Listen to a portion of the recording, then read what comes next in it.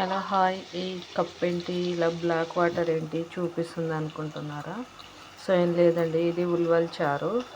So నేను గుగ్గిళ్ళను salt వేసి ఉడకబెట్టుకొని నేనైతే పోపు వేసే ముందు ఇలా నేను ఒక గ్లాస్ తీసి పెట్టుకుంటాను. ఎందుకంటే ఇలా తాగాలి. సో ఇది ఇలా తాగితే హెల్త్కి చాలా మంచిది.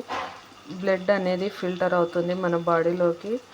సో హార్ట్కి, లంగ్స్కి, లివర్స్కి అనేది చాలా మంచిది. బ్లడ్ సర్క్యులేషన్ కూడా మంచిగా ఉంటుంది.